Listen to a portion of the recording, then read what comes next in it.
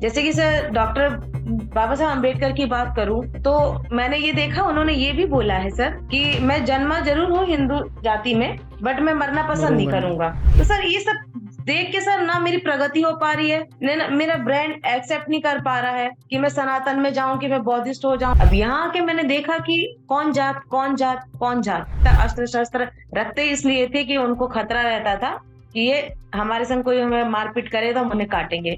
भाई अगर हम गौतम बुद्ध की बात करते तो उनके हाथ में कोई अस्त्र शस्त्र नहीं है। वहां पर शोषण तो बहुत दूर की बात है, वहां बस प्रेम है और करुणा है। मैं इसी कारण महात्मा बुद्ध को सबसे सशक्त वेदांती बोलता हूँ। बहुत लोगों को तकलीफ हो जाती है, पर मैं अपनी बात पर अडिग हूँ। जो भी जागृत हुए हैं उनको जाति के आमूलचूल खिलाफ ही पाएंगे। प्रणाम आचार्य जी। आचार्य जी जी, मेरा कहिए। नाम लक्ष्मी वाल्मीकि है और मैं मध्य प्रदेश से के सागर शहर से बात कर रही हूँ। आचार्य जी, मेरा प्रश्न ये है कि जैसे कि मैं ऐसी कम्युनिटी से आती हूँ और जैसे कि बार बार हमें सनातन धर्म, भगवान राम, भगवान कृष्ण का परिचय दिया जाता है, तो परिचय सुन के तो अच्छा लगता है कि चलो इन्होंने बुराई पर अच्छाई की जीत होती है, इनकी कहानियां सुन के। बट जब मैं यूपीएससी का सिलेबस पढ़ती हूँ, इनकी रील्स देखती हूँ, तो कई बार उन्होंने एक वीडियो में ये बोला है कि श्रीलंका में कौन राम है, वहां कोई राम को नहीं जानता। तो ऐसे कमेंट सुन के सर मन में कुछ क्वेश्चंस उठते हैं, क्योंकि जैसे मैंने आपको बताया कि मैं ऐसी कम्युनिटी से आती हूँ, तो जैसे अगर मैं अपने समाज के अंदर जाती हूँ तो वहां पर सर सख्त विरोध होता है सनातन धर्म का, भगवान का। और वो ये बोले जाते हैं कि शुरू से इन्होंने हमसे शिक्षा का अधिकार छीन के रखा, हमें वेद नहीं पढ़ने दिए।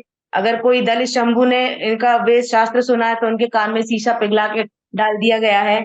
तो सर जब ऐसे एकदम कुछ स्टोरी सुनती हूँ तो रिस्पेक्ट उठती है, फिर बस वापस ये स्टोरी सुनती हूँ जाकर सर डिसरिस्पेक्ट होती है मुझे। तो मैं अपने मन को समझा नहीं पा रही हूँ कि मैं आध्यात्मिक से जुड़ के भगवान को या भगवत प्राप्ति कैसे करूं सर, में मुझे समझ में नहीं आता है। बहुत कंफ्यूजन है इस चीज को लेके। स्टोरी का। तो सर मेरे हाँ बोलिए। जी, जैसे कि सर डॉक्टर बाबा साहब अम्बेडकर की बात करूं तो मैंने ये देखा, उन्होंने ये भी बोला है सर कि मैं जन्मा जरूर हूँ हिंदू जाति में, बट मैं मरना पसंद नहीं मरूंगा नहीं। करूंगा। उसमें ये भी बहुत अंदर उठता है, दर्द पीड़ा होती है सुन के।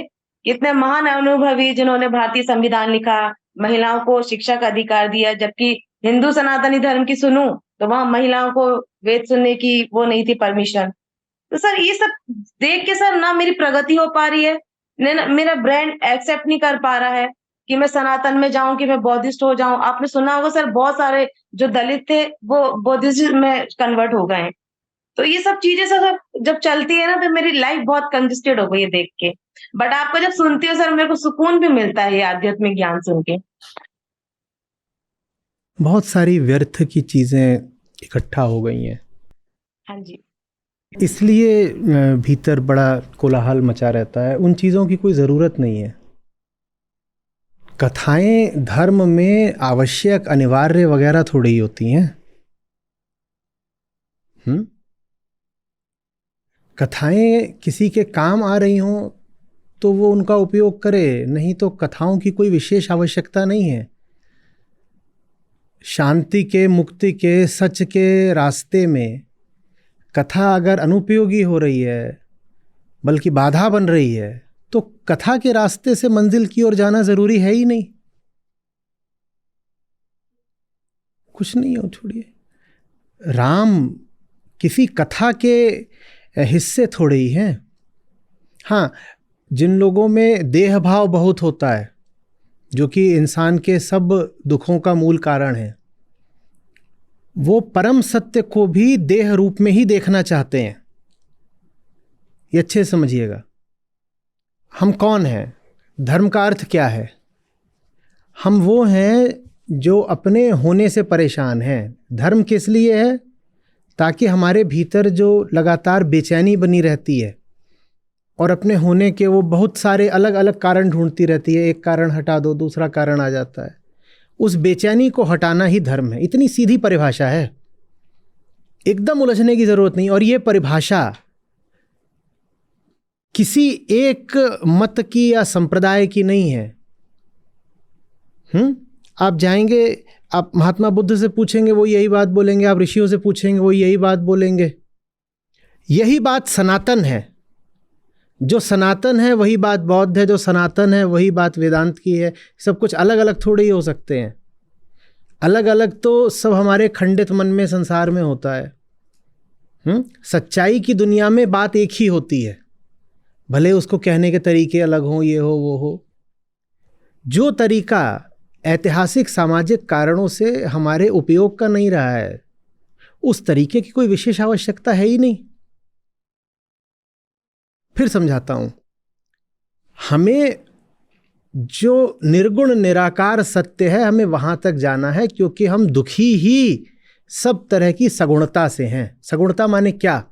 यही सब जो माल मसाला बिखरा हुआ है पूरी दुनिया में, जिसको हम अपनी देह के माध्यम से भोग लेना चाहते हैं, इसी को बोलते हैं सगुण।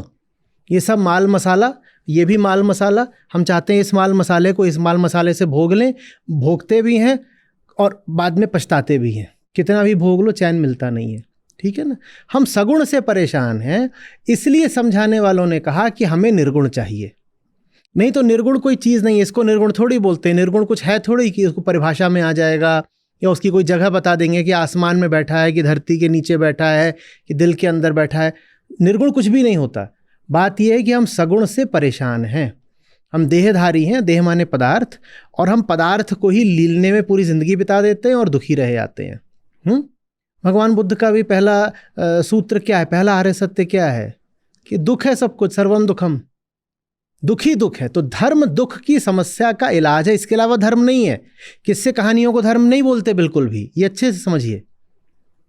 धर्म बस दुख की समस्या का इलाज मात्र है, और ये मानव मात्र की समस्या है, एसेंशियल ह्यूमन कंडीशन है। बच्चा पैदा होता है तभी से दुखी रहता है, हम मर रहे होते हैं उस वक्त भी दुखी रहते हैं। तो दुख की समस्या के इलाज को धर्म बोलते हैं, इसके अलावा धर्म कुछ नहीं है। बाकी आपको धर्म के नाम पे जो कुछ दिखाई दे वो ऐसा ही है, माल मसाला है, बच्चों का खेल है।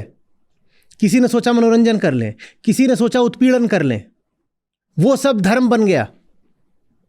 उसको धर्म बोलते नहीं है, उसको समाज ने धर्म का नाम दे दिया होगा, वो धर्म है नहीं।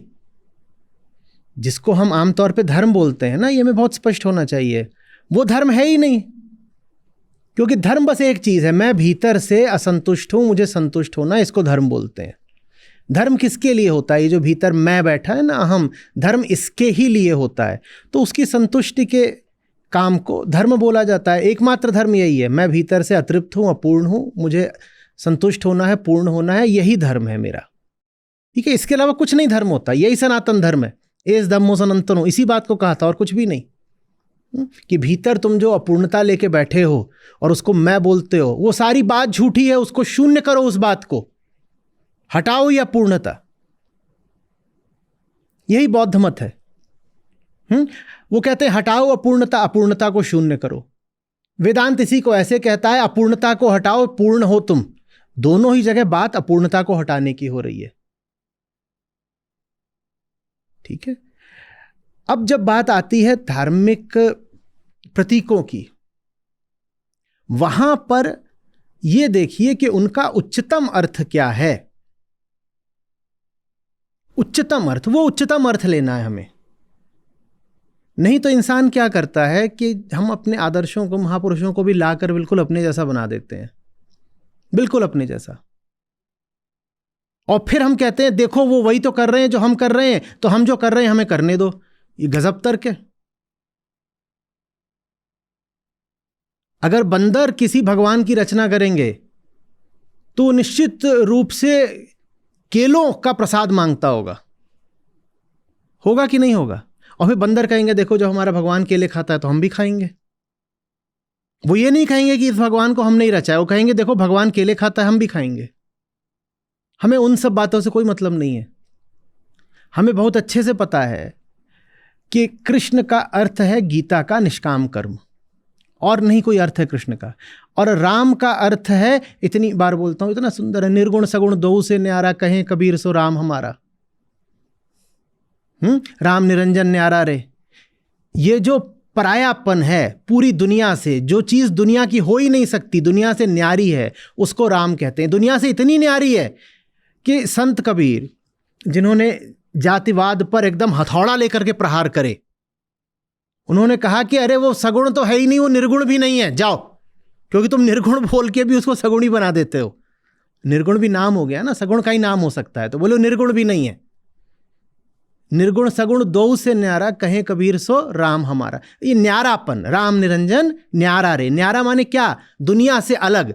तो हम उसे दुनिया की किसी कहानी का किरदार क्यों बनाएं?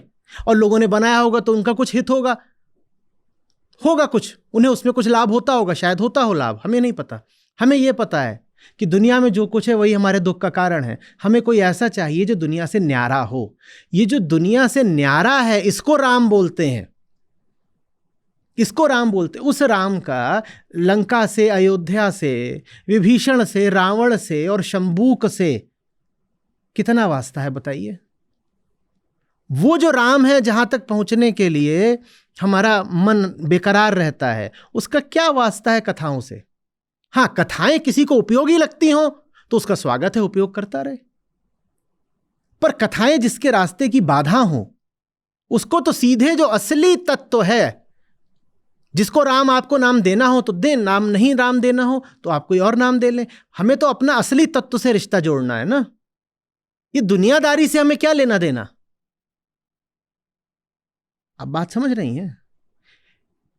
दुनिया वालों ने जो उच्चतम है उसको भी घसीट कर जमीन पर गिरा दिया और उससे वो सारे काम करवा लिए जो वो खुद करते हैं। वो खुद शोषक हैं, तो जो उच्चतम है उससे भी उन्होंने कहीं कहीं शोषण के और ये सब काम करवा लिए। और इसी कारण फिर समाज के बहुत सारे जो समुदाय हैं वो उच्चतम से ही दूर हो जाते हैं और उनके पास बिल्कुल वाजिब तर्क होता है। वो कहते हैं कि जो तुम्हारा किरदार है, अगर इसने हमारे समुदाय के साथ हिंसा करी और भेदभाव रखा तो हम उसको आराध्य क्यों माने अपना? उनकी बात को काटा नहीं जा सकता, सही बात बोल रहे हैं। लेकिन ये बात भी तो समझिए कि हम इंसान पैदा हुए हैं, हम सब, नहीं फर्क पड़ता कि वर्ग क्या है, वर्ण क्या है। और इंसान की मूल चाहत मुक्ति की है। वही जिसको मुक्ति कहता है वेदांत, उसको बुद्ध कह गए निर्वाण। वो हमारी मूल चाहत है, वो तो हमें चाहिए ना।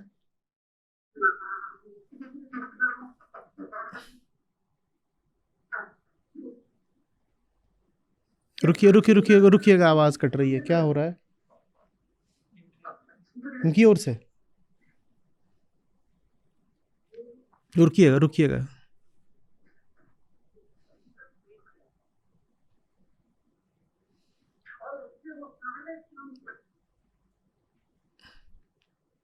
अब ठीक है, अब बोलिए।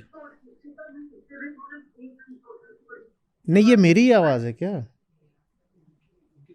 आप कुछ बोल रही थी अभी?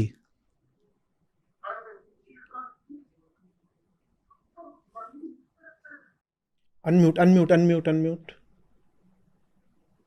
बोलिए। हाँ जी सर, सुन पा रहे हैं? हाँ, आप ठीक, आप सुन पा रही हैं? हाँ जी सर। सर बस मेरा ये था कि अभी जैसे मैं बड़ी हो रही हूँ, समझदार हो रही हूँ। मेरे पापा डिफेंस में थे, जब से मतलब सेवा दी है पापा ने सेना में, तब तक मुझे कुछ पता नहीं था कि मैं एससी हूँ कि एसटी हूँ, मैं क्या हूँ। जब मेरे पापा रिटायरमेंट हो गए, फिर हमने यहाँ पर मकान लिया, तो यहाँ पर कुछ स्वर्ण जाति के लोग थे। तो सर हम जब परिचय देते हैं तो हमें फौज में ये सिखाया गया हम सैनिक हैं, हम फौजी हैं, बस आगे हमारा कुछ नहीं रहता था। अब यहाँ आके मैंने देखा कि कौन जात कौन जात कौन जात। तो मैंने पापा से पूछा, पापा ये क्या होता है? तो मैं सोची सरनेम होगा, तो मैंने बोला मैं मेरा ये सरनेम है। अब सर जब सरनेम हुआ मेरा, तो ये किस जाति में आते हैं? तो मतलब इतना ज्यादा सर दिमाग खराब हुआ पढ़ते समय स्कूल में। फिर सर हंसारी की जगह मेरा टाइटल लिखती हूँ मैं लक्ष्मी हंसारी। फिर वहां पर भी मतलब एसडीएम साहब ने कहा साफ अपनी जात लिखी है इसमें, तो उसमें मेरा लक्ष्मी वाल्मीकि। जो वाल्मीकि समाज आता है, तो मैंने सुना है कि इनको बहुत गंदा तरीके से बोला जाता है, इनकी कोई समाज में रिस्पेक्ट नहीं है, टोटल इनका शोषण होने के लिए बने हैं। और ये स्वर्ण जाति का गंध, और इनकी औरतें जो इनके यूज के लिए बनी है, ऐसा मैंने अपने कानों से सुना है। और जब ये मैंने सुना था ना सर, मैं अंदर से बहुत फूट के रोई थी कि मेरे पापा इतनी सेवा दी, हम लोगों ने इतनी अच्छी शिक्षाएं ग्रहण करी है, अब हम इनके संग बैठ के कैसे। अब दूसरा सर, जैसे पूजा पाठ होती है, भगवान की किस्से सुनाए जाते हैं, तो मुझे बड़ा इंटरेस्ट आता है, मैं सुनती हूँ। अब मैं जब अपने समाज के लोगों के बीच में जाती हूँ, तो बोलते हैं हिंदू देवी देवता अस्त्र शस्त्र रखते इसलिए थे कि उनको खतरा रहता था कि ये हमारे संग कोई हमें मारपीट करे तो हम उन्हें काटेंगे। वहीं अगर हम गौतम बुद्ध की बात करते हैं तो उनके हाथ में कोई अस्त्र शस्त्र नहीं है। गुरु नानक जी के हाथ में कोई अस्त्र शस्त्र नहीं है। पैगंबर की वो कोई अस्त्र शस्त्र नहीं है। तो टोटली बना दी राम को। तो दिव्य की दशा पढ़ती हूँ, उसमें उन्होंने रील्स में बोला है कि श्रीलंका में राम को कोई नहीं जानता, क्योंकि उन्होंने जिस जिस ऐसा ऐसा करा है किसी शंभू में शीशा। तो सर, जब शुरू से सनातन धर्म में नारियों को वेद नहीं पढ़ने दिए गए और भी एक्सेट्रा जो शोषण है, और फिर हम कैसे इनकी मतलब बातें सुन लें हम कि नहीं नहीं, आपको वो बातें नहीं सुननी है। और श्रीलंका में लोग राम को नहीं जानते, लेकिन श्रीलंका में लोगों को चैन तो चाहिए ना, मुक्ति तो चाहिए ना, आज़ादी तो चाहिए ना, चाहिए ना।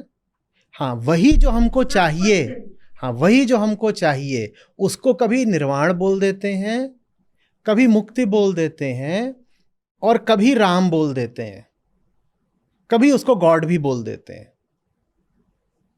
वो जो हमको चाहिए, तो ये कहना कि श्रीलंका में कोई राम को नहीं जानता, ये बहुत छोटी बात है जी।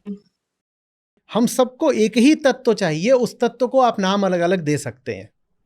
किसी ने उसको नाम राम दे दिया, आवश्यक नहीं आप वही नाम दें, आप कोई दूसरा नाम दे सकते हैं। बात ये नहीं है कि आप किसी विशिष्ट धर्म से अलग हो जाएं, बात ये कहीं आप धर्म से ही ना अलग हो जाएं। धर्म को समझना ज़रूरी है, और धर्म के रास्ते में फिर कह रहा हूँ, किसी को अगर कथा कहानी उपयोगी पड़ती है तो उपयोग करे, और जिसको नहीं उपयोगी पड़ती, बल्कि जिसको बाधा मिल रही है, कष्ट मिल रहा है, उसको बिल्कुल नहीं उपयोग करना चाहिए। हमें हमें किसी स्वर्ग तक नहीं जाना है, हमें धर्म द्वारा निर्धारित किसी एक खास जगह तक नहीं जाना है। मैं जो भीतर से ही परेशान हूं, मेरी बीमारी का इलाज है धर्म, ठीक है। और जो लोग इस बात को नहीं समझते, हमें उनको अधिक से अधिक ये रिश्ता रखना है कि सिखा दें उन्हें। सबसे पहले तो हमें यह पता होना चाहिए कि जो धर्म का विकृत अर्थ करके बैठे हुए हैं, वो लोग किसी स्तर के नहीं हैं। वो ये हैसियत नहीं रखते कि उनकी बात को गंभीरता से लिया जाए। उनकी बात का बुरा क्या मानना है, बल्कि हो सके तो उनको शिक्षा देनी है। अशिक्षित लोग हैं वो। जो व्यक्ति धर्म से, तो उन्होंने अपने आप को मान के रखा है ना, हम जो बोलेंगे वो सही है, हम जो बताएंगे वो सही है। वो तो अभी तो हम सुनेंगे क्यों उनकी बात, तो हम सुनेंगे क्यों उनकी बात। तो यही पंडाल लगते हैं, वो श्री रामचरित्र सुनाते हैं, हनुमान जी का चरित्र सुनाते हैं, उधर वो शबरी को भी झूठे बेर खाते हैं, या फिर उनके शंभू के बारे में बताते हैं। तो ये दोनों चीजें समझ, इमेज क्या लेके चले सर, एक इमेज क्या लेके चले। सुनिए, ये कोई इमेज लेके चलने की जरूरत नहीं है। वो क्या कर रहे हैं ये हमारे लिए महत्व की बात नहीं है। हमारे लिए महत्व की बात यह है कि हम भीतर से कैसे हैं। हमें बेहतर होते जाना है और ओछे लोगों को पीछे छोड़ते जाना है। ये हमारा काम है, इसी को धर्म बोलते हैं। मैं बहुत ज़्यादा अगर परेशान रहूँगा कि दुनिया क्या कर रही है, तो फिर मैं सही काम नहीं कर पाऊँगा। मुझे तो सही काम करना है ना। श्री कृष्ण क्या बोल रहे थे? गत संग। गत संग का क्या मतलब है? समाज से बहुत सरोकार न रखने वाला। और समाज कोई एक चीज़ नहीं होती है। दुनिया 800 करोड़ लोगों की है, भारत 150 करोड़ लोगों का है। समाज में हम उनसे रिश्ता रखें ना जो किसी दम के हैं, किसी स्तर के हैं। जो लोग ओछी बातों में पड़े हुए हैं कि तू कौन, तेरी जात क्या, तू स्त्री है कि तू पुरुष है, तू अमीर है कि तू गरीब है, यही सब बातें, तो कि किसी का स्तर कैसे नापना है, उसकी जाति पूछ लो, उसका लिंग देख लो, और उसकी प्रतिष्ठा देख लो, उसके पैसे देख लो, ऐसे ही तो उसका स्तर नापते हैं संसार में। ऐसे लोगों से हमें ताल्लुक़ रखना ही क्यों है? ऐसे लोग अगर हमें इज्जत भी दे दें तो उस इज्जत की हैसियत क्या है? हमें उनकी इज्जत भी नहीं चाहिए। हमें तो उन लोगों को खोजना है जिनको कुछ सच्चाई पता हो। हमें उनके साथ रिश्ते बनाने, हमें उनके साथ अपना रहना है, अपनी गुजर बसर करनी है। ये थोड़े ही है कि हम जिसको धर्म बोलते हैं उस पर मूर्खों का हम कब्जा होने देंगे। हम ऐसा क्यों सोच रहे हैं कि धर्म वो है जिसको वो परिभाषित कर रहे हैं? नहीं, हम परिभाषित करेंगे ना धर्म को।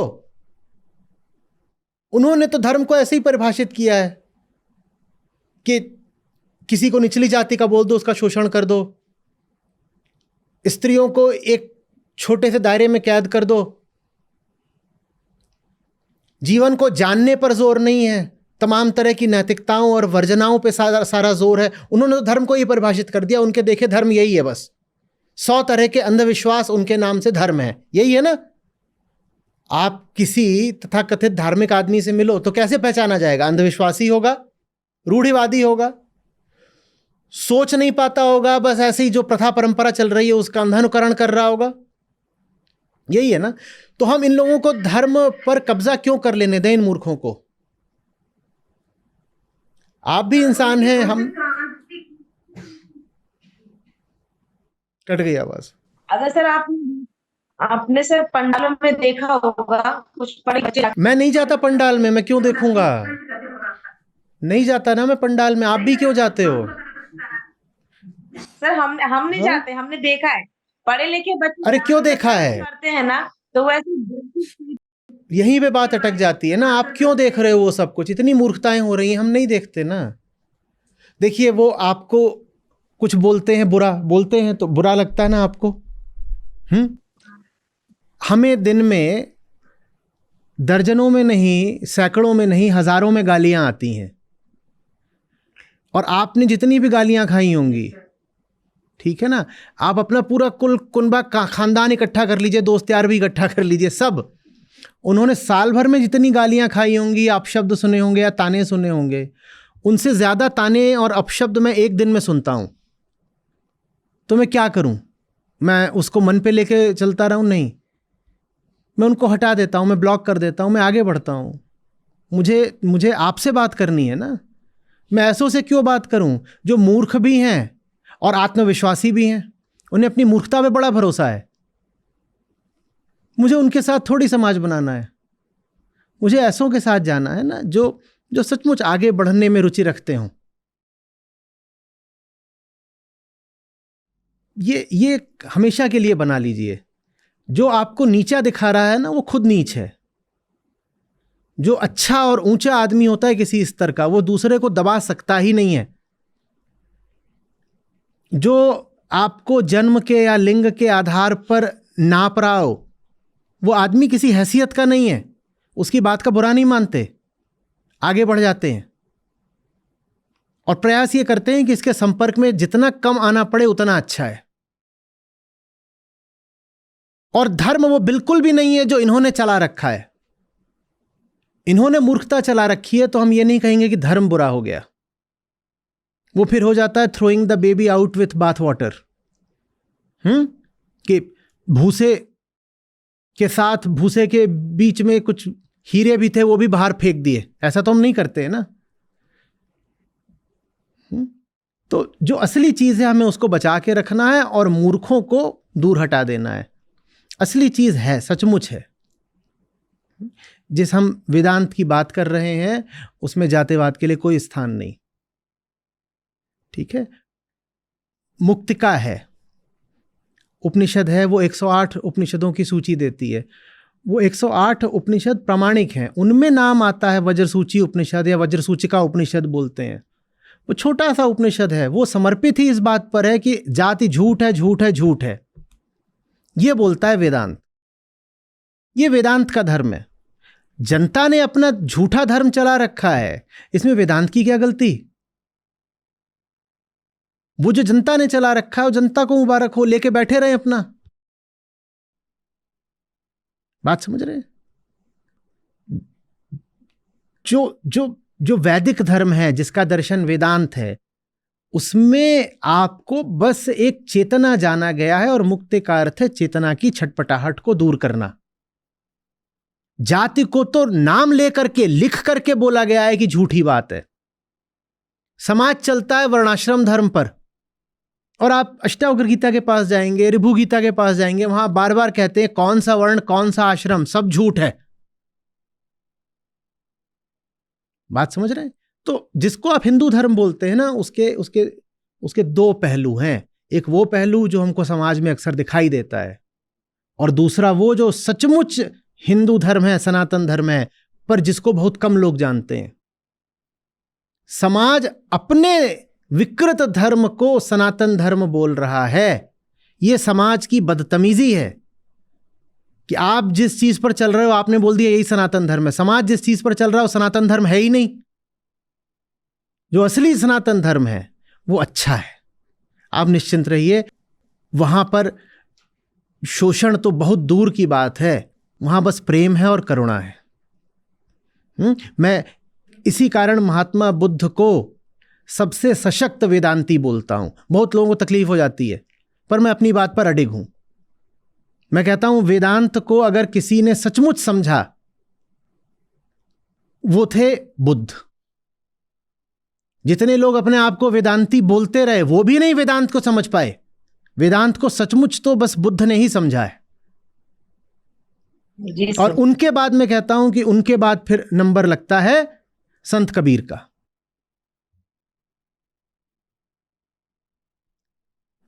ये लोग हैं जिन्होंने वेदांत को समझा है और वही असली धर्म है, वही असली सनातन धर्म है। समाज मूर्खों से भरा हुआ है और यकीन जानिए वो जितना आपको परेशान करते हैं उतना ही हमें भी परेशान करते हैं, क्योंकि वो खुद बहुत जाहिल और परेशान लोग हैं। उनको जो मिल जाए वो उसी को परेशान करते हैं। बहुतों को लगता है, वो देखते हैं मेरा नाम कहते हैं यहाँ त्रिपाठी लिखा हुआ है, कहते हैं ब्राह्मण है, इसको तो समाज वाले बिल्कुल सराखों पर रखते होंगे। ऐसी कोई बात नहीं है। जितनी तरीके की परेशानियां हमारे लिए पैदा की जा सकती हैं ये सब लोग कर रहे हैं। वही लोग जो आपको जाति जाति करके परेशान करते हैं ना, ठीक वही लोग हैं जो मेरे सबसे बड़े दुश्मन हैं। सर बहुत गंदे कमेंट्स करते हैं। हाँ जी, हाँ जी, हाँ जी। आपके ऊपर है मेरे ऊपर? नहीं, मेरे ऊपर। हाँ, आपके ऊपर तो आपके जो जान पहचान के मोहल्ले के लोग होंगे वो करते होंगे। मेरे ऊपर तो सारा हिंदुस्तान कर रहा है। तो लेकिन ये लोग वही हैं जो आपके साथ अभद्रता करते हैं, बिल्कुल वही लोग हैं जो मेरे साथ भी रोज बदतमीजियां करते हैं। ठीक है, और मेरा इनको जवाब ये है कि मैं तुम्हें दो कौड़ी का नहीं समझता। मुझे कोई फर्क नहीं पड़ता तुम क्या कर रहे हो, मैं अपना काम करे जाऊंगा। मैं जानता हूं धर्म क्या है। तुम जिसको धर्म बोल रहे हो बदतमीजियों का एक पुलिंदा मात्र है, वो धर्म है ही नहीं। और मैं धर्म को पूरे संसार तक ले जा रहा हूं। मैं असली धर्म का प्रचार कर रहा हूं। ऐसा ही विश्वास आपको भीतर होना चाहिए कि ये मूर्ख लोग हैं जो मुझ पर ताने कसते हैं। इनका बुरा क्या मानना है? इनको तो अगर कभी मौका मिलेगा तो कोने में बुला के बैठाएंगे, नीचे बैठो और तुम्हें कुछ एजुकेशन दे रहे हैं, कुछ सीखो। पहले तुम कुछ नहीं जानते हो, और तुम कुछ नहीं जानते हो इसलिए तुम्हारी अपनी जिंदगी इतनी बेकार है। तुम्हारी जिंदगी अपनी बेकार नहीं होती तो तुम दूसरों की जिंदगियां क्यों खराब करते? बात समझ रही है? कृष्ण माने गीता। गीता दर्शन है जी। हाँ, हम कहते हैं, कोई मुझसे पूछता है कृष्ण कौन है, मैं कहता हूं जिन्होंने गीता कही। गीता पहले है, जिसने भी गीता कही है उसका नाम कृष्ण है। और कृष्ण क्यों पूजनीय है? क्योंकि गीता है बाबा, गीता है। ऐसे थोड़ी कि नहीं कोई कृष्ण है वो तो पूजनीय है ही और उन्होंने गीता बोल दी तो चलो गीता पढ़ लेते हैं। नहीं, वो बात नहीं है। चूंकि गीता है इसलिए कृष्ण बहुत पूजनीय है। बात समझ में आ रही है? राम कौन है? राम वही है जिनको संत कबीर लगातार गाया करते हैं, एक कबीरा नाम अरे जाके राम आधार। तो राम कौन है? जिनके निर्भय निर्गुण गुण रे गाऊंगा, कि जिन निर्गुण राम के गुण संत कबीर सदा गाते हैं वो मेरे राम है। राम ब्रह्म परमार्थ रूपा। ठीक है, उस राम की बात हो रही है, उस राम की। 4 राम होते हैं, ये मैंने बहुत बार बोला, जानते हैं ना? कि पहले राम है वो जो दशरथ घर जन्मे हैं, फिर दूसरे हैं, फिर तीसरे हैं। तो जो चौथे राम हैं हम उनकी बात करते हैं। इसी तरीके से कृष्ण कौन है? वो नहीं कि जिनके बारे में आप किससे कहानियां उड़ाएं, वो नहीं। जिनसे निष्काम कर्म का दर्शन मिलता है हमने उनको कृष्ण कहा। और जो आखिरी बिंदु है मुक्ति का, वो जो आखिरी ऊंचाई है जिसको पाया जा सकता है अपने भीतर, उसको हमने राम कहा। बस वो एक कहने की बात है। उसको वो राम वो नहीं है जिनको ये लोग लेकर के फिर रहे हैं और नारेबाजी कर रहे हैं। ना ना ना, धर्म क्या है ये समझना पड़ेगा। धर्म रीति रिवाजों का पुलिंदा नहीं होता। धर्म अंधविश्वास और परंपराओं की धारा को नहीं बोलते। हम सब भीतर से पैदा होते हैं एक मूल अंधेरे अज्ञान के साथ, उसको हटाने को धर्म कहा जाता है। मैं अपना नाम क्या लिखता हूं, इसका धर्म से क्या रिश्ता है बाबा? मैं अपने नाम के साथ वाल्मीकि लिखूं कि मिश्रा लिखूं, इसका धर्म से क्या संबंध है? अब्राहम लिखूं कि मोहम्मद लिखूं, इसका धर्म से क्या संबंध है? धर्म का संबंध तो यहां भीतर की छटपटाहट से होता है। आप बात समझ रही हैं? जितना आप समझती जाएंगी उतना आपको दिखेगा कि ये दुनिया कितनी बेकार है, ये लोग कितने जाहिल हैं। जब ये दिखाई देता है ना, तो पहली बात इनकी बातों का बुरा लगना बंद हो जाता है। दूसरी बात, एक प्रेरणा उठती है कि किस तरह इनको सुधारें, कैसे इनका कल्याण करें।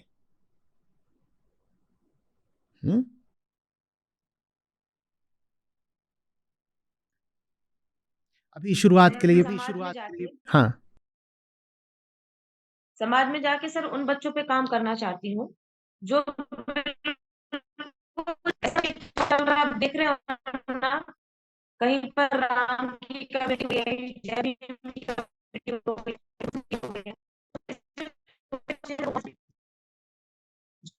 जेल समझाने जाओ गवर्नमेंट को भी ढंग से नहीं, बाबा साहब के बातों को समझ रहे हैं। उनके मन में सरकार। आप अपनी बात व्हाट्सएप पर रिकॉर्ड करके भेजेंगी? रिकॉर्ड कर दीजिए, भेज दीजिए, मैं उसको प्ले कर लेता हूं यहां पर।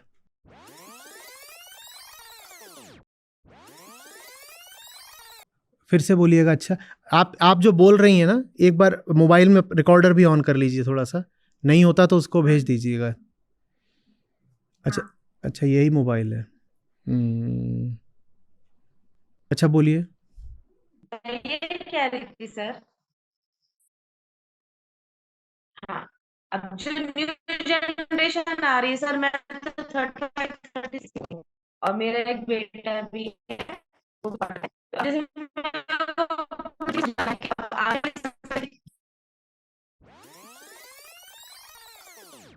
आपको कॉल आ रही होगी, आपको उसको पिक करना है। कॉल आ रही है आपको,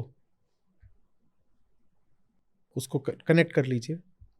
इन लोगों ने जितने सोचने समझने वाले लोग थे उनको धर्म से दूर कर दिया। जितनी पढ़ी लिखी आधुनिक लड़कियां हैं उनको धर्म से दूर कर दिया। और जो पूरा दलित वर्ग है उसको धर्म से दूर कर दिया। ये 3 लोग हैं जिनसे आप धर्म की बात नहीं कर सकते। आप जो इंटेलेक्चुअल्स हैं, बुद्धिजीवी, आप उनसे धर्म की बात करिए। आप उनसे बोलिए आप गीता पढ़ रहे हैं, वो सोचेंगे कि आप कुछ कट्टरपंथी टाइप हैं। वो समझेंगे कि आप राइट विंगी हैं। इसी तरीके से जो भी लड़की है जो एक खुले जीवन, खुले समाज की ओर बढ़ना चाहती है, वो धर्म से बहुत दूर भागती है, क्योंकि उसने ये देखा है कि धर्म का मतलब ही है कि उसको जंजीरों से बांधा जाएगा। और तीसरा वर्ग दलितों का, वो तो धर्म से एकदम ही दूर हो गए। और ये सारी कारस्तानी किसकी? कट्टरपंथियों की, जिन्होंने धर्म का मतलब यही बना दिया। पूरा किस्सा कहानी, अंधविश्वास, फलानी रूढ़ी, फलानी परंपरा, ये जादू, ये टोना, ये भूत, ये प्रेत, ये ऊंचा, ये नीचा, ये वर्जना है, हमारे यहाँ ऐसा माना जाता है, फलानी मान्यता है, ये कर करके इन्होंने सबको धर्म से दूर फेंक दिया। इनकी मूर्खताओं के मारे अब हालत ये है कि आप किसी को गीता भी नहीं बता सकते। इनको लगता है गीता में भी अंधविश्वास है। और देखते नहीं इन्होंने गीता को कैसा मोनोपोलाइज कर लिया है। ये आते हैं, अभी वो रील्स की बात कर रही थी, ये आते हैं और बताते तो रहते हैं कि आज मैंने गीता पढ़ी और गीता में ये लिखा हुआ है कि अपने दोस्तों से कभी बेवफाई मत करो और अपने दुश्मनों को कभी जिंदा मत छोड़ो। ये बताते हैं आकर के, कहेंगे राम राम भाई सारा ने, और कहेंगे मैंने गीता पढ़ी, और उसमें बता देंगे कि गीता में कब लिखा, और रोज़ झूठ बोलते हो कि मैंने गीता पढ़ी और गीता में ये लिखा है। कहाँ लिखा है गीता में? कौन से अध्याय में लिखा है गीता में कि दोस्तों से कभी दगा मत करना और दुश्मनों को कभी जिंदा मत छोड़ना? ये गीता में लिखा है। और ऐसे तमाम है, एक दो नहीं, मतलब 50 हैं। इन्होंने हर अच्छी चीज़ को मोनोपोलाइज कर लिया, कोऑप्ट कर लिया और अपने गंदे उद्देश्यों के लिए उसका इस्तेमाल कर लिया। नतीजा ये है कि होने ये जा रहा है कि जिसे हम सनातन धर्म कहते हैं उसमें बस यही बचेंगे, बाकी सब छोड़ के भाग जाएंगे। कहेंगे कि अपना तुम ही रखो, तुम्हें ही मुबारक हो, अब तुम ही इसको रखो, सब हट जाएंगे उससे। आचार्य जी, लक्ष्मी जी हमारे साथ हैं। लक्ष्मी जी आप बोलिए। हाँ, तो सर बस यही था। अभी जो आपने मुझे ज्ञान दिया वो मुझे सुन के बहुत अच्छा लगा। अब वही मैं आपको बता रही थी कि अब जैसे हमारे घर के बच्चे हैं या हमारे समाज के बच्चे हैं, अब उनसे बात करो, उन बच्चों को भी सर कुछ नहीं पता। उन्हें आधा उनको बाबा साहेब के बारे में पता है, आधी नफरत उन्हें राम से है, आधी नफरत उन्हें हिंदू सनातन धर्म से है। अब मैं उन्हें ये नहीं समझा पाती हूँ कि आध्यात्मिक ज्ञान के लिए कैसे आप भगवान को याद करो। वो किसी भगवान के रूप में राम को जानते हैं। जैसे हम अपने प्रधानमंत्री जी की बात करें, उन्होंने जो अयोध्या में मंदिर स्थापित किया है, उन्होंने उसके जो मूर्ति को वो उस राम को दिया है जो राम का हम सुनते आ रहे हैं कि इन्हें दलितों के साथ शोषण किया है। तो वो बिल्कुल एक्सेप्ट नहीं होती है बच्चों से ये चीजें कि हम कैसे इस चीज को मतलब एक्सेप्ट कर लें। अब राम राज आएगा तो क्या वही चीजें वापस लौटेंगी? शिक्षा का अधिकार छिन जाएगा, स्वतंत्रता छिनेगी। तो ये सर कैसे काउंसलिंग करें उनकी? और दूसरा, बाबा साहब को सर लास्ट जो बातें थी कि मैं जन्मा हूँ हिंदू धर्म में लेकिन मैं मरूंगा नहीं, तो ये चीजें हम कैसे बोले सर? इतना बुरा था तो उन्होंने मरना पसंद क्यों नहीं करा इससे? तो बिल्कुल ठीक ही तो कहा था उन्होंने। उन्होंने कहा था धर्म का जो स्वरूप समाज में प्रचलित है, मैं इसमें बिल्कुल नहीं जीना चाहता। ये बिल्कुल सही बात थी, सच्ची बात थी। ये एक दमदार विद्रोही की बात थी कि तुम लोगों ने जिस चीज़ को धर्म बोलकर प्रचलित कर रखा है, मैं कोशिश करूँगा वो सुधरे। उन्होंने बहुत कोशिश करी और बहुत सुधार वो ला भी पाए अपने जीवन काल में, पर फिर देखा कि जितना चाहते हैं सुधार आए उतना आ नहीं रहा है। तो मृत्यु से सिर्फ कुछ महीने पहले उन्होंने त्याग दिया। बोले नहीं, मैं तुम्हें सुधारने का पूरा प्रयत्न कर रहा था, तुम सुधरने को तैयार नहीं हो तो ठीक है। जो प्रचलित धर्म है वो तो हर जागृत आदमी को अस्वीकार कर ही देना चाहिए, सबको, प्रचलित धर्म। लेकिन इसका अर्थ ये नहीं है कि हम धर्म को ही अस्वीकार कर दें। मैं ये कह रहा हूं, प्रचलित धर्म को तो मैंने भी अस्वीकार कर दिया है। मैं कहाँ मानता हूं ये सब जो चला रहे हैं, तभी तो ये सब मुझे दिन रात पानी पी के गालियां देते हैं। जो कुछ इन्होंने धर्म के नाम पर चला रखा है वो धर्म है ही नहीं, वो इनकी गुंडागर्दी है बस। उसको नहीं मानना है तो हमें क्या करना है? हमें धर्म का जो सही अर्थ है वो अपने जीवन में लेकर आना है और फिर समाज में भी फैलाना है। ये हमारा काम है। बात समझ रहे हैं? ये सब तभी हो पाएगा जब हम वास्तविक धर्म को समझें। नहीं तो कोई फायदा नहीं होगा कि आप पहले एक तरह के अंधविश्वास मानते थे, फिर आप दूसरे तरीके के रीति रिवाज मानना शुरू कर दो और कह दो कि मैंने धर्म परिवर्तन कर लिया। ये धर्म परिवर्तन थोड़ी हुआ है, ये तो अंधविश्वास परिवर्तन हुआ है कि पहले एक तरह की मान्यताओं में थे, अब दूसरी तरह की मान्यताओं में आ गए। तो क्या परिवर्तित हुई हैं? मान्यताएं परिवर्तित हुई हैं। इससे कुछ नहीं हो जाएगा। हमें वास्तविक धर्म तक पहुंचना है और उसका कोई विशिष्ट नाम नहीं होता, कोई विशिष्ट नाम नहीं है।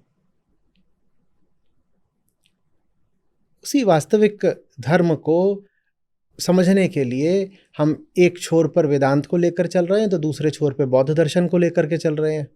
और आप अब सत्रों में रहती होंगी तो आपने देखा होगा कि जो बात अष्टावक्र गीता में निकल करके आती है और वही बात शून्यता सप्तति में निकल कर आती है।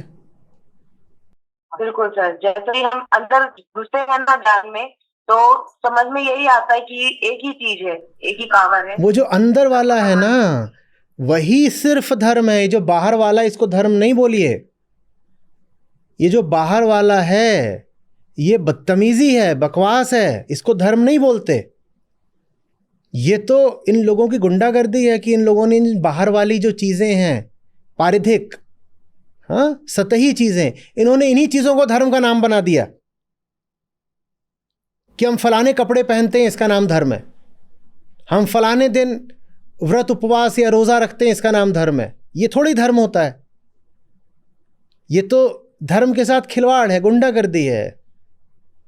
जो अंदरूनी चीज़ है ना, जिसका अभी आपने जिक्र करा, वो अंदरूनी चीज़ ही सिर्फ धर्म है। और उसी अर्थ में हमें धार्मिक होना भी है। वही सच्ची धार्मिकता है। सर मैं तो समझ गई, बट अब मैं किसी और को भी इसी ज्ञान से जोड़ना चाहती हूँ, तो उनके दिमाग की चक्षु कैसे खोलूं मैं, ये पर्दा हटाऊं कैसे? देखिए, हम आप एक ही नाव पे सवार हैं। जी आप भी गाली खाती हैं, हम भी गाली खाते हैं, तो आप भी वही करिए जो हम करते हैं। जी जी। मुझसे जाति के आधार पे कुछ लोग बोलते हैं ब्राह्मण, पर समाज से जो व्यवहार मिल रहा है उसके आधार पर, जैसे कबीर साहब ने नहीं बोला था, मैं दासन का दास, अब तो ऐसा बन रहा जो पांव तले की घास। तो वो दासन का दास बोलते थे अपने आप को, मैं अपने आप को शूद्र अति शूद्र बोलता हूं।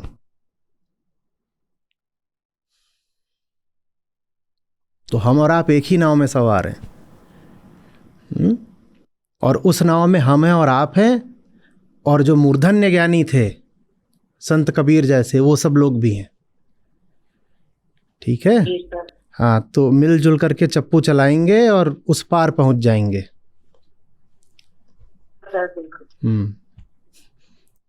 घबराना नहीं है और मूर्खों को बहुत भाव नहीं देना है। Yes sir.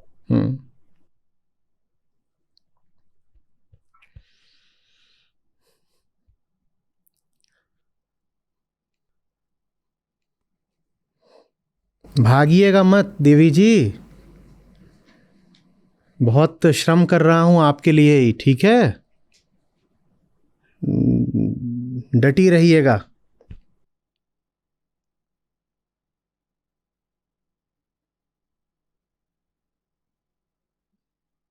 मैं कोई एनलाइटेंड तो हूं नहीं, तो मुझे भी इंस्पिरेशन की, प्रेरणा की ज़रूरत पड़ती रहती है।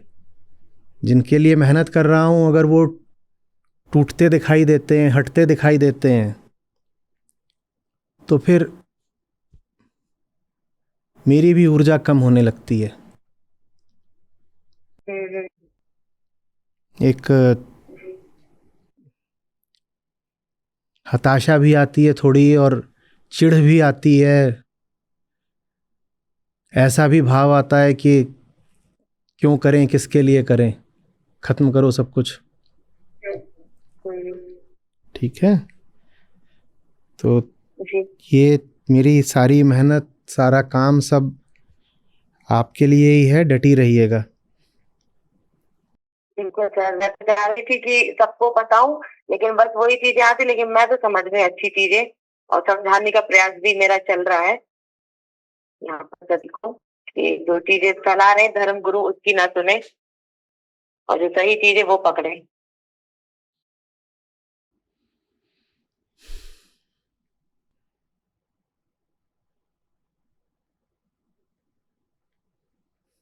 ऐसे विचित्र ये लोग हैं।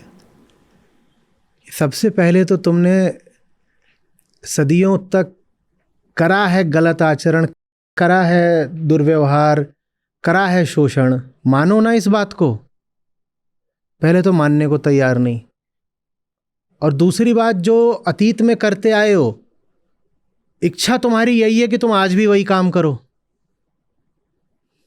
ये कैसे लोग हैं?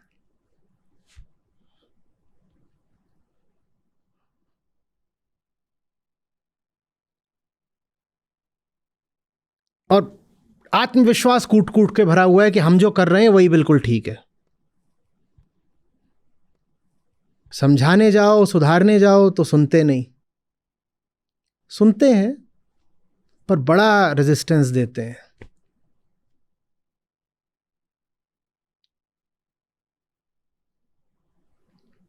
सर मार मार के दीवारों को तोड़ना है, इतना विरोध करते हैं। दीवार तो टूटती है फिर, लेकिन उसमें धार दिखाई देती है लहू की।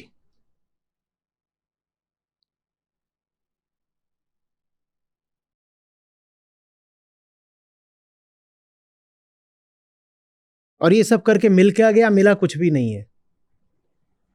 मिला ये कि वैज्ञानिक प्रगति में पीछे रह गए, मिला ये कि इतने युद्धों में पराजय मिली, कलाओं में पीछे हो, हर तरह के मनुष्य के कृतित्व के क्षेत्र में पीछे हो, सिर्फ इसीलिए क्योंकि दिमाग में ठूस ठूस करके सड़ी हुई मान्यताएं भर ली हैं, जो जीने नहीं देती, खुल के सांस नहीं लेने देती, किसी तरह की क्रिएटिविटी नहीं होने देती, प्रतिभा को सामने नहीं आने देती।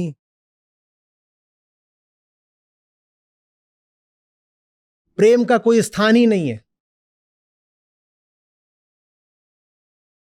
तो कहां से फिर समाज आगे बढ़ेगा? कहां से फिर राष्ट्र आगे बढ़ेगा? संकुचित जीवन, सड़ी हुई मान्यताएं, और उसको नाम दे दिया है धर्म का। और जो वास्तविक धर्म है वो बताने जाओ तो ये ईंट पत्थर मारते हैं, गाली गलौज करते हैं, और सोशल मीडिया आ गया, उस पर ट्रोलिंग करते हैं। हम बात करते हैं ना ज्ञानी की, हम मुक्ति की बात करते हैं ना। आप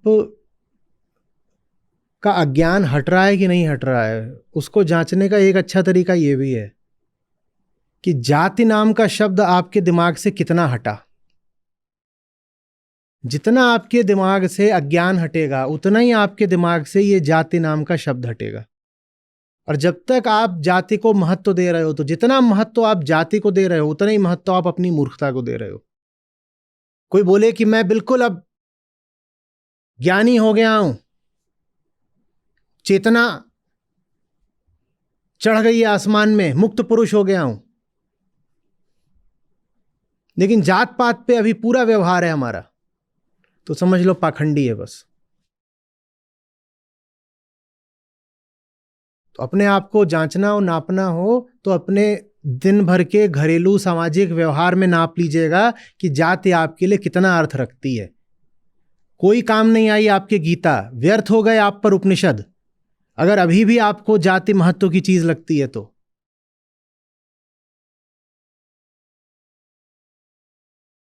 ध्यान धरने से, समाधि में बैठने से, माला जपने से, पाठ करने से कुछ नहीं होगा अगर अभी भी यही लगता है कि मनुष्य के स्तर का निर्धारण तो उसकी जाति से, वर्ण से होता है। सब बेकार चला गया।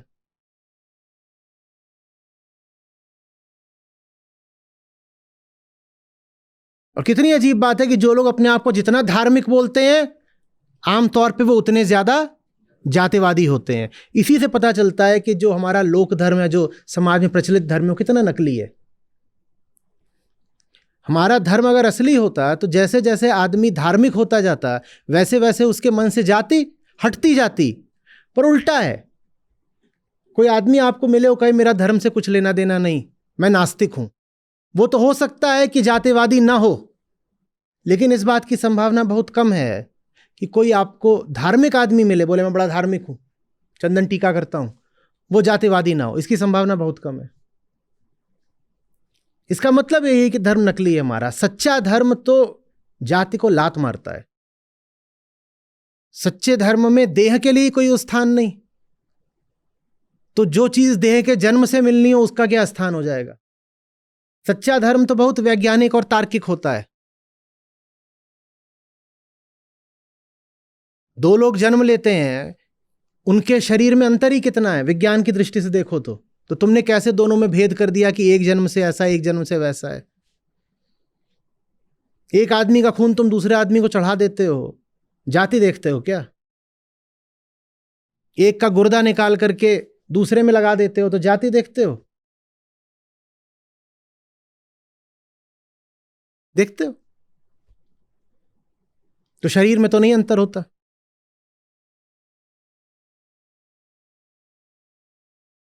अध्यात्म से देखो तो भी कोई अंतर नहीं है। हम क्या हैं? चेतना। और सबकी चेतना एक जैसी है। किस अर्थ में? कि सब अपूर्ण है। और विज्ञान की दृष्टि से देखो तो हम सब शरीर हैं, और शरीर में भी अंतर नहीं है। तो फिर अंतर है कहां? वज्रसूची उपनिषद कहता है कल्पना है, कल्पना। जाति क्या है? कल्पना। कल्पना मात्र है, मिथ्या है जाति। ये उपनिषद बोलते हैं, ये ऋषियों ने सिखाया है कि जाति से बड़ा झूठ दूसरा नहीं। ये ऋषियों ने सिखाया है। अब ये कौन से धर्म को मानने वाले लोग हैं जो कहते हैं कि जाति पे चलेंगे? ऋषि तो बोल गए जाति पे नहीं चलना है। पर समाज के बड़े स्वार्थ जुड़े हुए हैं जाति के साथ। ऋषियों ने समाज के स्वार्थों को तोड़ने की बहुत कोशिश की पर तोड़ नहीं पाए। समाज जीत गया, ऋषि हार गए।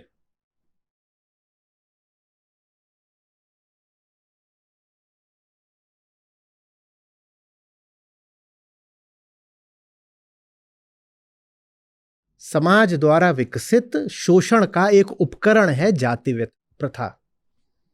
धर्म इस प्रथा को तोड़ने का पूरा प्रयास करता है, वास्तविक धर्म। नकली धर्म इसी प्रथा को आगे बढ़ाता है।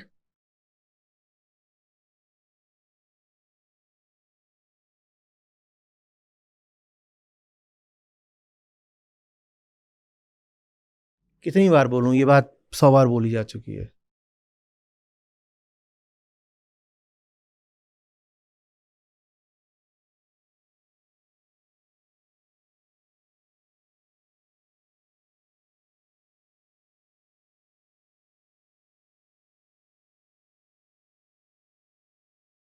कबीर साहब बोलते हैं याजक काली कुकरी जे छेड़े ते ही खाए।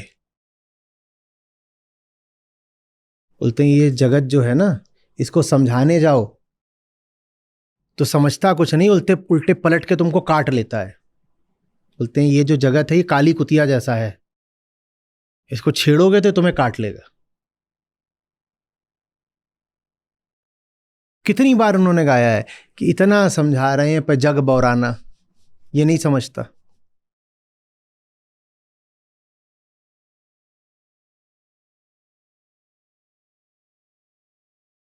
जो एंटी कास्ट बात है वो कोई आज की थोड़ी ही है कि हम आधुनिक हो गए हैं तो हम जाति प्रथा का विरोध कर रहे हैं। वज्रसूची उपनिषद भी विरोध कर रहा था। जाति प्रथा किसकी है? समाज की है। उसका विरोध आदिकाल से हो रहा है। उपनिषदों ने भी जाति प्रथा का विरोध किया है। बुद्ध और महावीर ने भी जाति प्रथा का विरोध किया है। सब दार्शनिकों ने जाति प्रथा का विरोध किया है। संत कबीर ने भी जाति प्रथा का विरोध किया है। भक्ति मार्ग के सब संतों ने जाति प्रथा का विरोध किया है। कोई आज थोड़ी विरोध होना शुरू हुआ है कि आप कहें कि देखो पुराने जमाने में लोग जाति मानते थे और अब हम मॉडर्न हो गए हैं तो हम जाति नहीं मानते। हर समय पर जाति का विरोध हुआ है, लेकिन समाज का इतना स्वार्थ है जाति के साथ कि वो जाति को छोड़ना नहीं चाहता। कई बार हमारे मन में छवि बैठ जाती है कि जाति का विरोध होना तो अभी शुरू हुआ है। नहीं, अभी नहीं हुआ है, हमेशा से जाति का विरोध हो रहा है। लेकिन समाज का क्या स्वार्थ है कि वॉशिंग मशीन की जरूरत क्या है? कुछ लोगों को बता दो कि तुम्हारा काम ही है कपड़े धोना, तो वो पुश्त दर पुश्त कपड़े धोते जाएंगे। हो गई ना सहूलियत। क्यों किसी तरह की मेहनत करें, शोध रिसर्च करें, अनुसंधान करें, क्यों नई टेक्नोलॉजी विकसित करें? जो जो काम टेक्नोलॉजी से होते हैं उन उन कामों के लिए एक जाति बना दो।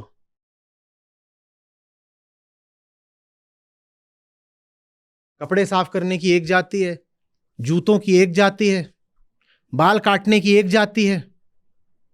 क्या करना है? इलेक्ट्रिक रेजर डेवलप करके एक जाति बना दो, वो उसका काम ही है, वो बस बाल काटेगी। और आप काम बताओ ना, जो जो काम पुरुषार्थ से होने चाहिए, विज्ञान से होने चाहिए, चेतना की उपलब्धियों से और आविष्कार से होने चाहिए, उन सब कामों के लिए हमने क्या करा? करना क्या है? कुकिंग टेक्नोलॉजी में आविष्कार करके एक भयानक बहुत बड़ी जाति बना दो आधे मनुष्यों की, उसको बोल दो तुम्हारा काम है किचन में घुसे रहना। अब क्यों चाहिए डिश वॉशर?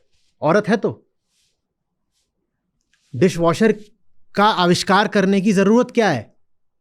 औरत है तो।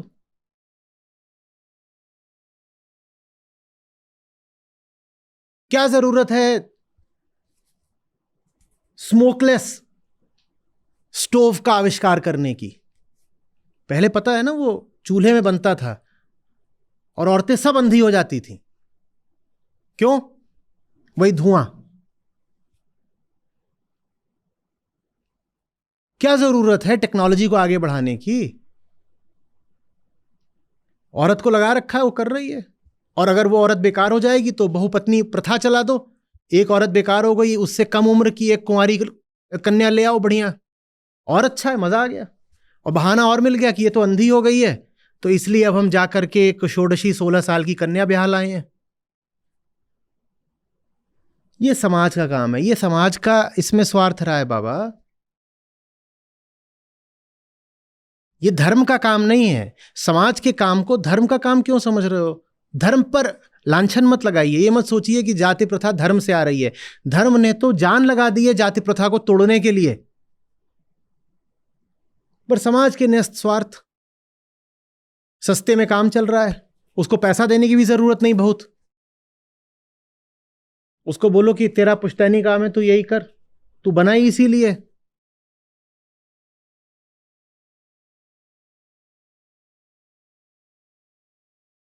कोई लड़ने में बहुत ना उत्सुक हो तो भी उसको तलवार दे दो, बोलो तू तो लड़ेगा, जा। अब फौज हारेगी कि नहीं हारेगी?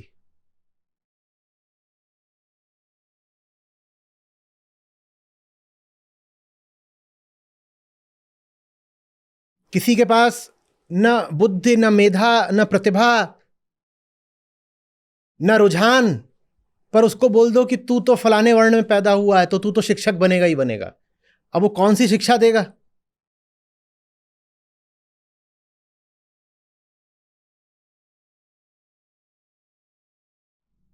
तो कुल मिलाकर के देश का बंटाधार, फोर्स फिटिंग, कि तुम्हें यह काम करना ही करना है। दूसरे को पकड़ लिया, तुम्हें यह काम करना ही करना है। अब वो उस काम के लिए उपयुक्त है कि नहीं है, इसका कोई परीक्षण नहीं। जबरदस्ती ठूस दिया, करो करो।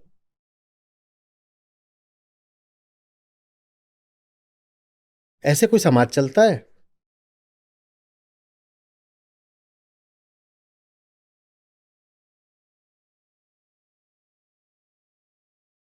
और ये जो बात अभी आई उसको मैं चाहता हूं आप याद रखें।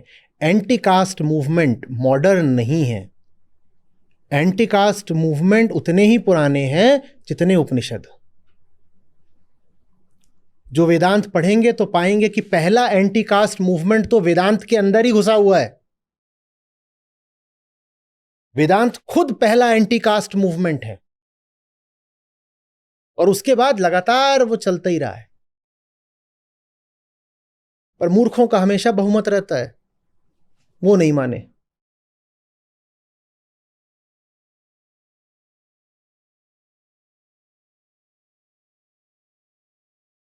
जो मध्य कालीन संत थे ज्यादातर, जानते हैं ना, वो सब ज्यादातर तथाकथित निचली जातियों के थे, उत्तर भारत में ही नहीं दक्षिण में भी।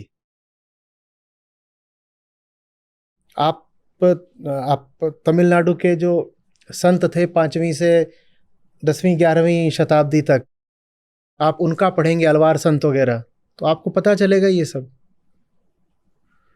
जो भी जगह है उसने यही कहा है कि मुझे सच से प्यार है और जाति से घृणा है, क्योंकि जाति माने देह, देह माने बंधन। मुझे मुक्ति से प्यार है,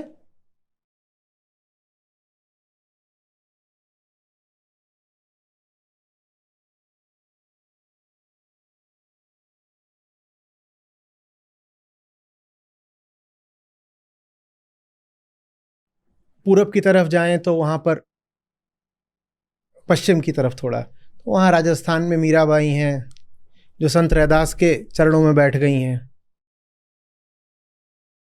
पंजाब की तरफ जाएं तो वहां सिख गुरुओं की पूरी परंपरा ही है, पूरी श्रृंखला ही है। उन्होंने जाति को फाड़ कर फेंक दिया।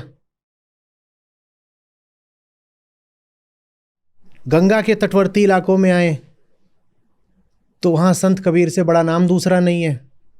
उनके सामने आप जाति की बात करते तो फिर पता चलता। महाराष्ट्र में जाएं तो वहां पर नामदेव हैं, तुकाराम हैं, वहां सुनिए बातें। आप जिधर को भी जाएंगे वहां जो भी जागृत हुए हैं उनको जाति के आमूलचूल खिलाफ ही पाएंगे।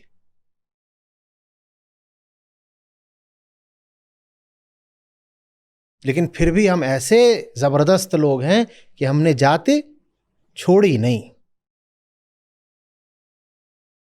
इतने समझाने वाले आए, समझा समझा के सब थक गए, पर हम नहीं हिल रहे।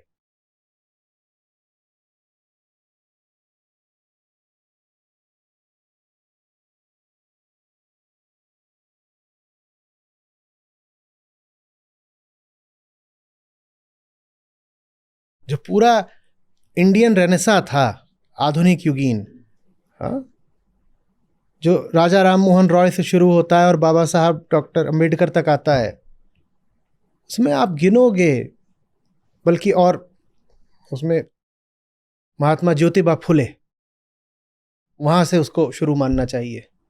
और गिनोगे तो एक से एक अग्रणी व्यक्तित्व हैं, और वो सबके सब क्या समझा रहे हैं कि ये मूर्खता है, पर हम नहीं मान रहे।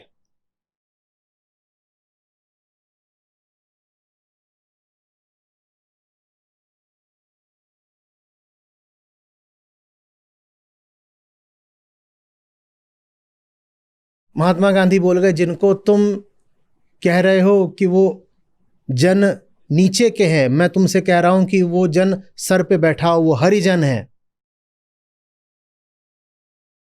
हरिजन में तो समझ रहे हो कि तुम भगवान को पूजते हो ना, हाँ, तो वो भगवान के स्तर के हैं।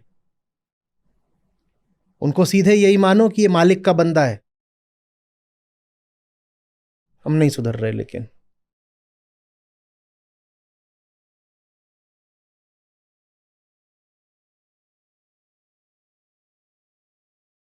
भारत का विभाजन हुआ, हम सोचते हैं कि वो सिर्फ हिंदू मुसलमान की बात है। सिर्फ हिंदू मुसलमान की बात थोड़ी ही है।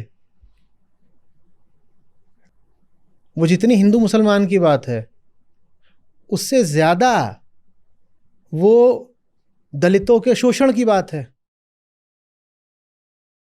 इस्लाम भारत में फैला, उसके बहुत कारण थे, पर एक कारण यह भी था कि जिनको हमने सता रखा था, उन्होंने मुसलमान बनने में अपनी भलाई देखी।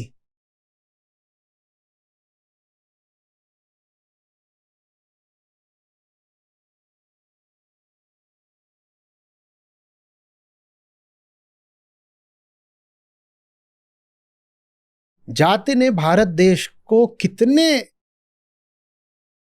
नुकसान पहुंचाए, कितने विभाजन करवाए, और हम अभी भी हम कहते हैं, एक और हम कहते हैं कि हम राष्ट्रवादी हैं और दूसरी ओर हम कह देते हैं हम जातिवादी हैं। जो सच्चा राष्ट्रवादी होगा वो जातिवादी हो ही नहीं सकता, क्योंकि जाति तो राष्ट्र को तोड़ने का काम कर रही है।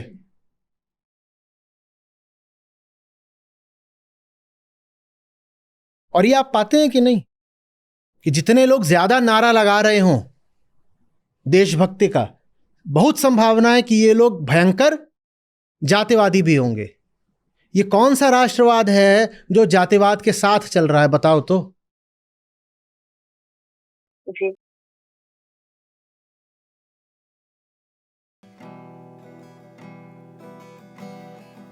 जाति न पूछो साधु की, पूछ लीजिए ज्ञान।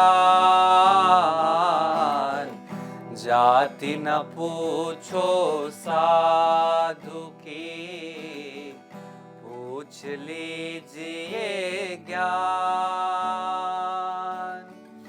मोल करो तलवार का, पड़ी रहन दो म्यान रे साधो, पड़ी रहन दो म्यान।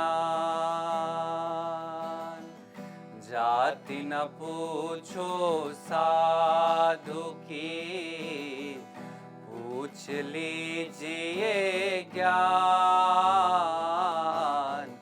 जाति न पूछो साधु की, पूछ लीजिए ज्ञान। मोल करो तलवार का, पड़ी रहन दो म्यान रे साधो, पड़ी रहन दो म्यान।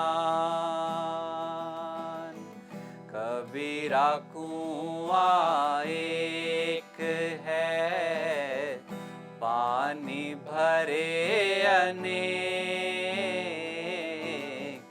कबीरा कुआं एक है, पानी भरे अनेक।